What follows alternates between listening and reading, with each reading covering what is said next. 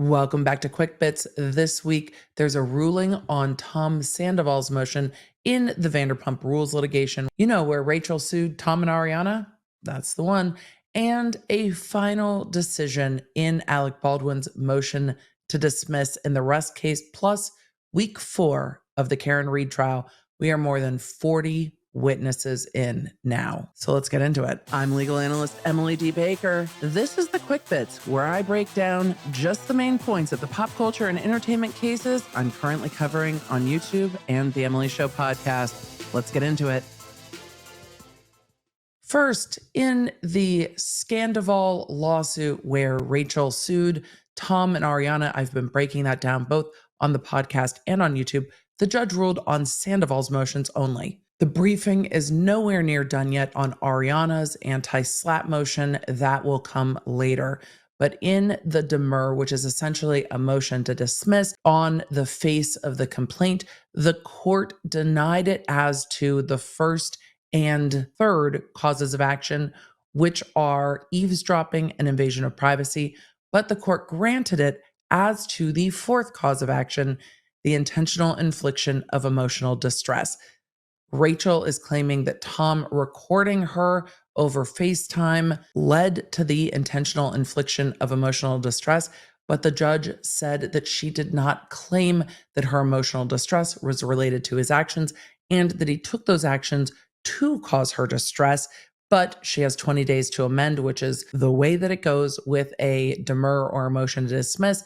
Generally, if anything is dismissed, there is time to amend it. And remember, at this stage of the motions, the court takes everything in the pleadings as true and just evaluates whether the pleadings on their face are sufficient to plead those causes of actions, assuming all facts are true. I imagine that we will see an amendment based on this ruling within the next 20 days. And another ruling that dropped on Friday.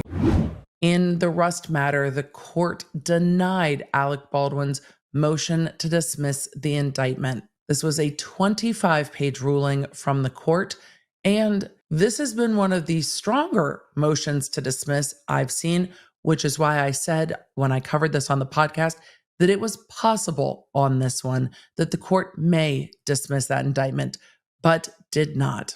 It's been so helpful being able to break down the updated rulings here on Quick Bits while I'm covering the Karen Reed trial. There is a ton going on in that trial, so make sure you have the Lawnerd app at lawnardapp.com or in your iOS and Android store so that you can stay in the loop. There is only one day of court next week, and I'm going to be breaking that coverage up just a little bit to accommodate my schedule, but there is a lot going on. So with Alec Baldwin's motion to dismiss, the court laid out the arguments in a very concise way, stating that the defendant's motion to dismiss makes 6 primary arguments in support of the requested relief of dismissal. First, defendant argues that the state exhibited bad faith in seeking the indictment against defendant Baldwin. Second, the defendant asserts that the state, quote, withheld exculpatory and favorable evidence from the grand jury. Third, the defendant contends that the state provided an inaccurate jury instruction to the grand jury. Fourth, defendant asserts that the state failed to advise the grand jury of its authority to order the presentation of evidence and witnesses beyond those offered by the state. Fifth, defendant argues that the state failed to follow the instructions of the grand jury judge. And last, defendant contends that the state's response constitutes a waiver of many arguments and objections raised in the defendant's motion to dismiss.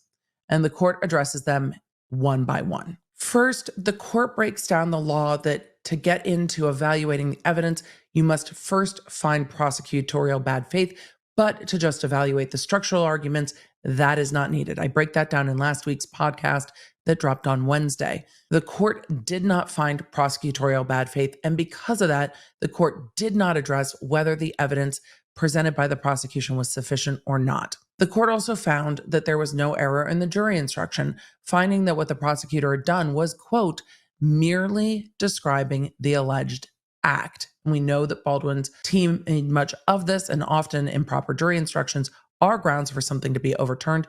But the judge here said, no, the jury instruction leaves room for the act to be described, and that's all the prosecution did in this case. The court also found that reading out the target letter submitted by Baldwin was sufficient to alert the grand jury to their duties, and said that they were not going to essentially insult the grand jury by thinking that they don't remember what powers they have as grand jurors, because they are specifically told in the jury instructions that they can summon witnesses, that they can subpoena documents, and their other powers as grand jurors. Next, the judge addresses the issue of whether or not the state made the witnesses readily available or not. This was argued over and quite heated during the hearing. At one point, the prosecution interrupting at the end and really firing back at the defense, saying, I never said I talked to these lawyers. I'm not going to sit here and be accused of lying. What's interesting to note is that in the court's order, they say, quote, further, the defendant takes the order's reference, and this is the judge's order, the prior judge's order, to, quote, make readily available out of context. In material part, the order reads, quote, the court instructs the state to make readily available potential witnesses to avoid scheduling disruptions if the grand jury wishes to hear the evidence once alerted. Thus, Judge Ellington's instruction is ambiguous in that the instruction could be interpreted to mean that the state was to make witnesses A, readily available, or B, readily available if the grand jury sought their testimony. Therefore, given Judge Ellington's declination to provide logistical guidance to the state and the ambiguity of the instruction, this court does not find the state violated the order. And the court finds that there's no waiver.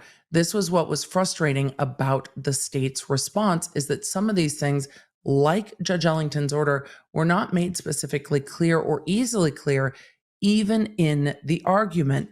But the state did say if the grand jurors wanted witnesses or documents, they had plans to make sure that that happened. And the court asked for very in-depth details about what the prosecution did to make sure that if the grand jurors had wanted those witnesses available, that they would be. And now we know why. Well, the court quotes the order more fully and then attached it as an exhibit. Now let's get into week 4. I can't believe it's been 4 weeks of the Karen Read trial. Monday, May 20th was day 15 of the Commonwealth versus Karen Read, and it started with the cross-examination of Jen McCabe. That cross-examination continued into day 16. So I am going to talk about all of the testimony, or all of the rest of the testimony of Jen McCabe, together as we talk about days 15 and 16. The cross-examination started with attorney Alan Jackson asking Jen McCabe if, when she was at the waterfall putting her arm around Karen Read and saying, you're coming with me, or you should come with me, or you come with me, when they were leaving the bar, if she was trying to separate Karen and John. And it was interesting because the fired back answer was it was innocent. And that set the ground for how contentious this cross-examination continued to be. She was asked how often she and her family talk about the case. She said that they don't talk about the case often, but the horrific harassment that they are receiving, which she referred to throughout her cross-examination, not just as horrific, but as torture, and at one point as a social media witch hunt. She also testified that as she was texting John, asking if he was going to come into 34 Fairview after she saw the SUV parked outside 34 Fairview, that she would go and look at the SUV as she was texting, asking where John was, that she thought they might have gotten into a fight. But by the end of her testimony, it became clear that Karen Read's SUV was out there for up to 19 minutes, and Jen McCabe was looking out the window fairly frequently as she was texting with John, asking where he was, which leaves the question, if Karen did hit John O'Keefe with her SUV, when did it happen, given how frequently people were looking outside of the residence? But then she continued to fight with Alan Jackson when he was saying, and you didn't see anything on the ground between 34 Fairview and the street. And she's like, well, I was looking at the street. And then they got into an argument about peripheral vision and whether or not you could see it, even though you're not looking at it, and whether you would see an alligator in the courtroom. But she was very, very much fighting with him for every bit of testimony and saying, but I was looking at the street. It's like, right, but you have to look over the yard. But I wasn't looking at the yard. Right, but the yard is between the house and the street. on and on. We also heard for the first time an open line recording that was made to a voicemail.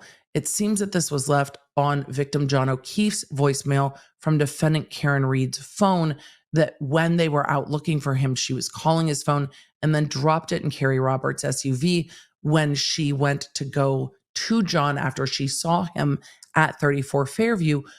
But the line remained open while Jen McCabe was calling 911, and it was chilling audio.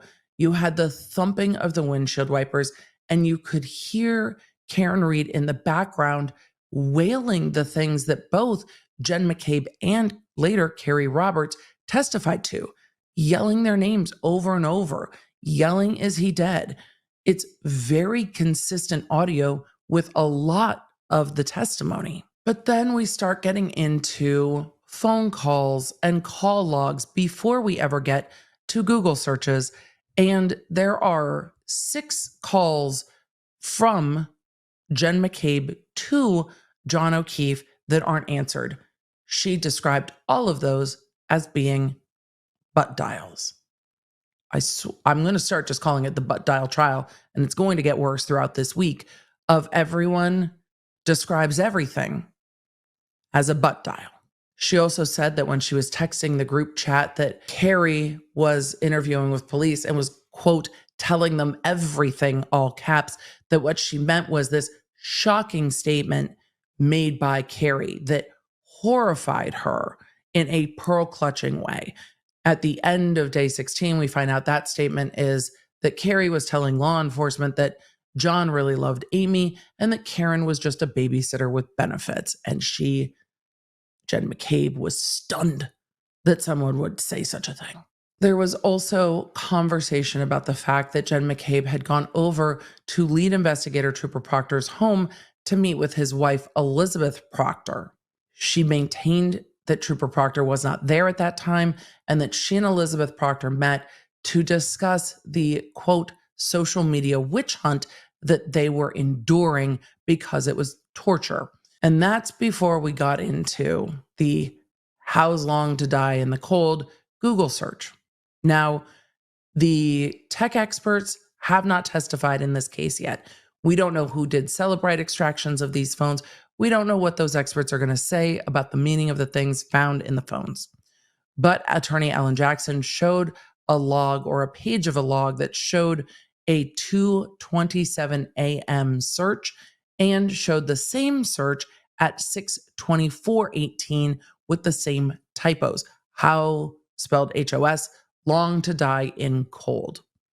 There was also a 6:23 a.m. search that was how long TIDIE in the cold CIKD. So there were 2 different spellings and 2 different searches. We know that the defense maintains that this search happened at 2:27 a.m.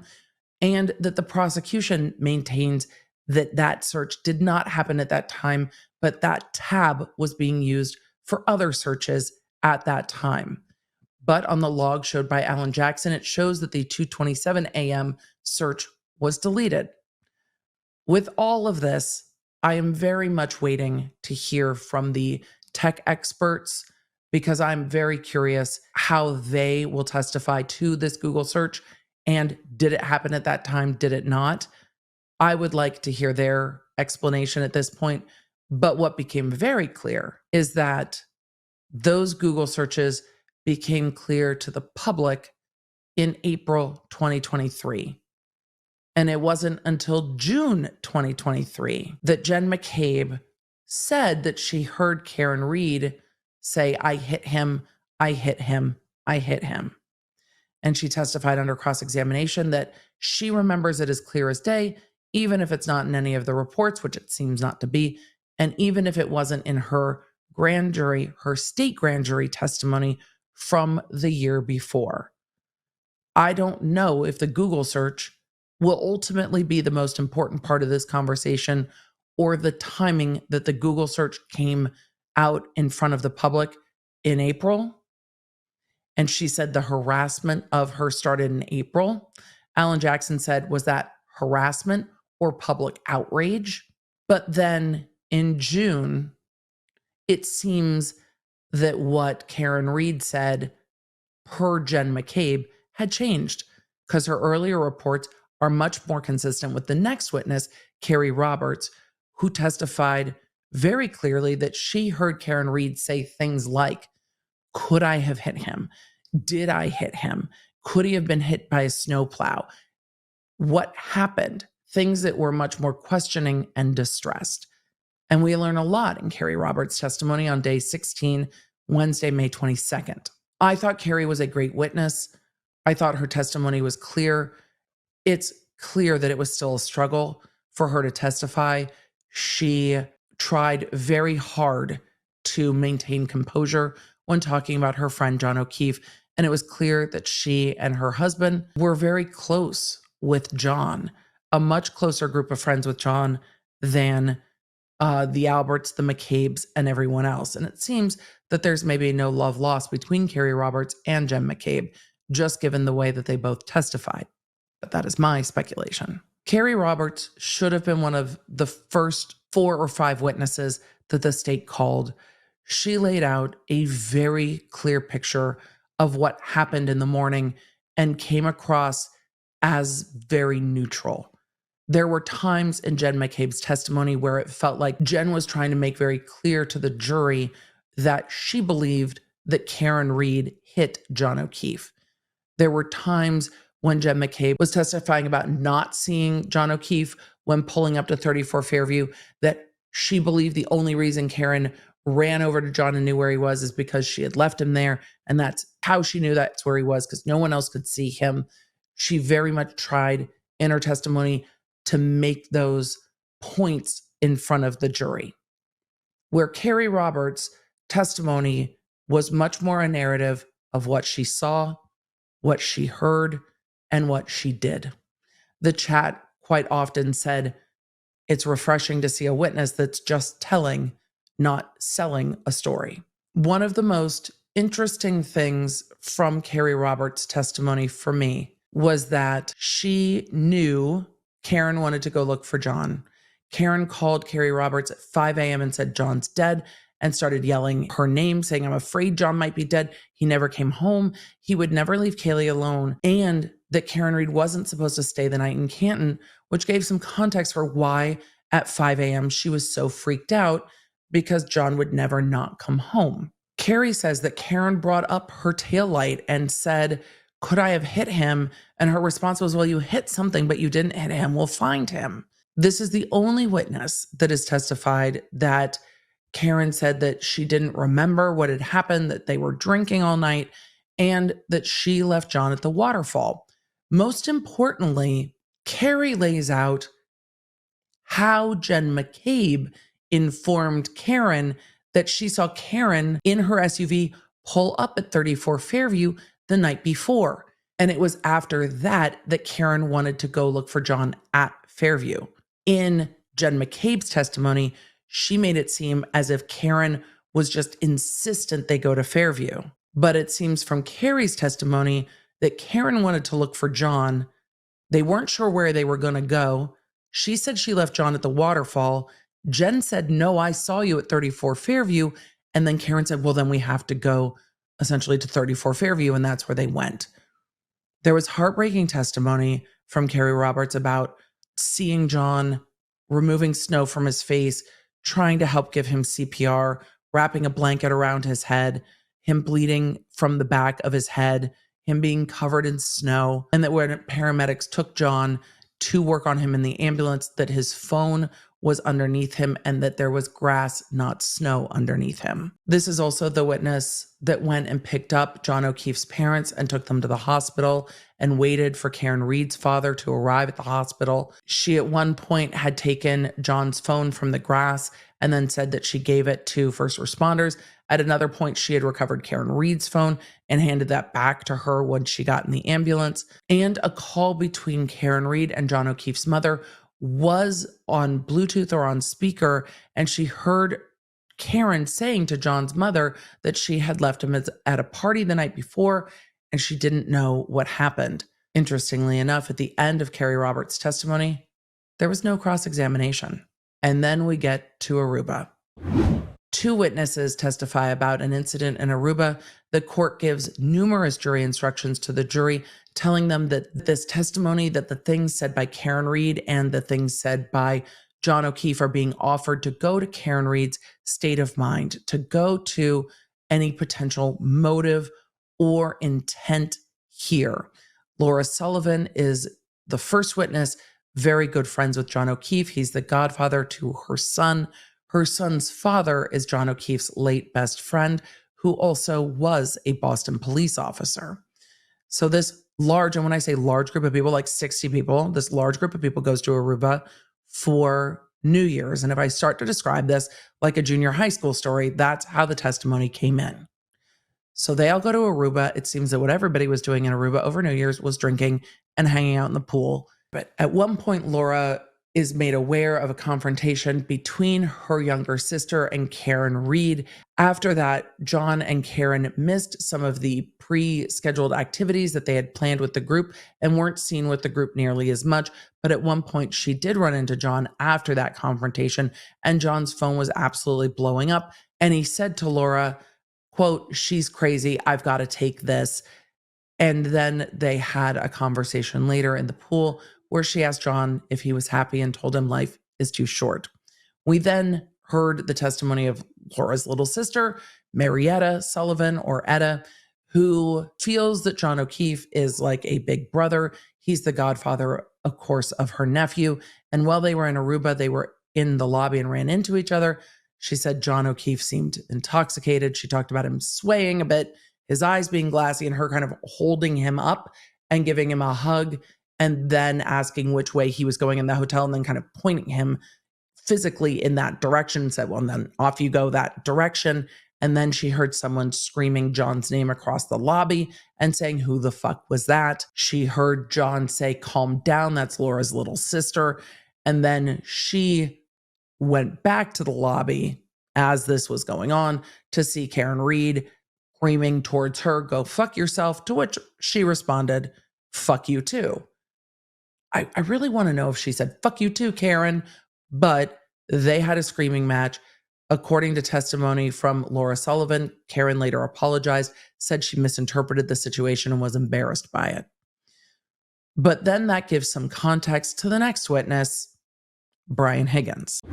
Thank you to today's sponsor, Green Chef. Look, you're here on the Quick Bits. I know that making things fast, simple, and easy is something that you're looking for, and Green Chef has it handled. From the egg bites that I love so much in the morning to dinners that are ready in just about 30 minutes. We love the variety of options from Green Chef. And when I say variety, you can pick gluten-free, protein-packed, keto, vegan, vegetarian, Mediterranean, gut health, or calorie smart. Plus, it's no wonder that Green Chef is the #1 meal kit for eating well, because the meals are chef crafted and nutritionist approved. So whether you are looking for new meals to try for dinner, or quick and easy breakfasts like the egg bites I love, or lunch options, all of those options are available at Green Chef. So go to greenchef.com/EmilyBaker50 and use code EmilyBaker50 to get 50% off plus 20% off your next 2 months. Go to greenchef.com/EmilyBaker50 and use code EmilyBaker50 for 50% off plus 20% off your next 2 months. And with that, let's get back to the Quick Bits. The fight in Aruba took place over New Year's going into January 2022. On January 12th, Karen Read texted ATF agent Brian Higgins, which began a flirtatious series of texts between January 12th and January 27th. And I say flirtatious because that's, I think, what they were meant to be, but they were awkward as fuck. And they ended on January 27th with one more text from Brian Higgins to Karen Read when they are all at the waterfall together, where apparently Karen ignored him. And he texted her, well, he said that's a flirtatious text. It seemed more like a, hey, I guess you guys are back together then type of a text. But during that period of January 12th to January 27th, Karen Read initiated those texts and was telling Brian Higgins that she thought he was hot, inviting him to come over, and kind of baiting him into going a little bit further with whether they would explore a physical relationship or more of a relationship with each other. and then venting about her relationship with John, that couples aren't really happy, saying things like things might look fine, but they're not perfect, saying that the relationship had deteriorated, that she never wanted kids, and that now she finds herself fighting with John over raising kids. She also told him that John had hooked up with a girl in Aruba, but that she didn't really care because John is single, she is single. And then again, asking Brian Higgins, if he likes her too, and if he should come over. She also invited Brian Higgins over to John O'Keefe's to watch football with a group of people that were watching the Patriots game. She insisted that she walked him out of the home, and kissed him, which surprised him, but he also wasn't sure what was going on or if she was using him against John in some way, which seemed to be a little bit confirmed when they all showed up at the waterfall. And she is there engaged in quite a lot of PDA with John O'Keefe, and Brian Higgins is texting her, well. Mind you, Brian Higgins considers himself to be friends with Karen Reed and John O'Keefe, and we learned that in those text exchanges, John O'Keefe saw Karen Reed and Brian Higgins walking out and confronted Karen Reed about it and said, "So are you guys hooking up?" And Brian Higgins responded, "Great, I don't want any drama. Like, what did you say?" And she's like, "He didn't see us kiss. I know where the cameras are." So there was clearly some awareness on the part of John O'Keefe about what was going on between Higgins and Karen Reed, or at least that's what her texts seem to indicate. When we got into cross-examination of Brian Higgins, we got into everything from his swipe card log with his movements around Canton PD, with where he parked his Jeep when he came back from the waterfall, back and forth about the text messages with Karen Reed. But what I thought was most interesting about the beginning of the cross-examination was that, one, Brian Higgins described the answered phone call that he made to Brian Albert at 2:22:52 that lasted 22 seconds as not a phone call, but a butt dial. Sir, he testified that when he got back from the waterfall, he went to the waterfall, he went to 34 Fairview, he went to Canton PD, he moved cars around, then he went home and he put his phone on the nightstand. But somehow at 2:22 a.m., he called Brian Albert's cell phone. And that call, according to call logs, lasted 22 seconds. But alas, it was another butt dial, because this is the butt dial trial. We also learned that Brian Higgins gets a new cell phone carrier and a new phone number on September 29th. The day before the September 30th protective order over the phones is issued by the court. The order to not delete or destroy your shit. Then cross-examination gets very fiery about whether or not Brian Higgins destroyed his old cell phone. And he said, "I threw it away." But he kept it, he says, until after the court denied the order to turn over the phone in October. And that's where cross-examination got cut off for the day. But that wasn't the only area of inquiry. Before Brian Higgins got a new phone number, got a new phone carrier, he asked his best friend who works for ATF at the FBI Computer Forensics Lab how to pull text threads off his phone because he wanted to provide them to law enforcement. And he used a law enforcement kiosk at the FBI Computer Forensics Lab to do that. What's interesting is that what we saw in court was not a phone extraction of any sort. What we saw in court were screenshots. And when the prosecution asked Brian Higgins, "What did you do to turn these text messages over to law enforcement?" he said he consulted with his friend who told him he could screenshot them. Well, it seems that that isn't the entirety of the situation, because he took his phone to the FBI Forensics Lab, to a kiosk of some sort, and extracted at least part of his phone. I don't know where that extraction is. We didn't see it. But the defense also asked him if he knew that that violated different code sections about misuse of government resources. This witness also had his lawyer with them. There was also a full colloquy on the record outside the presence of the jury about the questions that would be asked about whether or not he broke the law when he accessed that kiosk with his personal phone to extract data from it. We also learned that he's currently assigned to operations at the ATF, which seems to indicate that he is on some type of administrative leave or at least pulled out of the field. And with a full federal investigation going on around this case and multiple cell phones missing, that doesn't surprise me. This witness got incredibly defensive with Alan Jackson. There was a lot he didn't remember on direct examination. And at one point, there was a moment between Alan Jackson and the judge because the witness said snarkily, "Was that a question?" And Alan Jackson, who's just a snarky guy, said back, "Everything I say up here is a question." And the judge responded with the swiftness, "Well, that wasn't." And everyone in the courtroom laughed. It seemed that it was a very hot day in court on Friday. The jury was asking for more fans.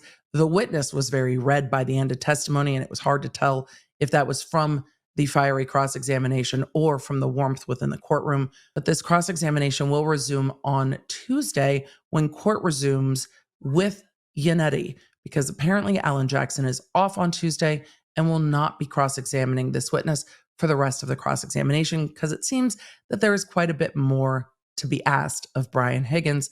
So don't forget to get the Law Nerd app, and I will see you in court on Tuesday. Thank you for being here. Thank you for being a Law Nerd, and thank you for tuning in to the Quick Bits, even in these weeks when they're not super quick. For deep dives into the stories that I covered here, you can find them on my YouTube channel at The Emily D. Baker and The Emily Show podcast. I stream every Tuesday and Thursday. The podcast goes live on Wednesdays. And if you want to stay in the loop with everything I'm doing, receive the fastest notifications out there, and get more Law Nerd community, join me at lawnerdapp.com, our free app for iOS and Android.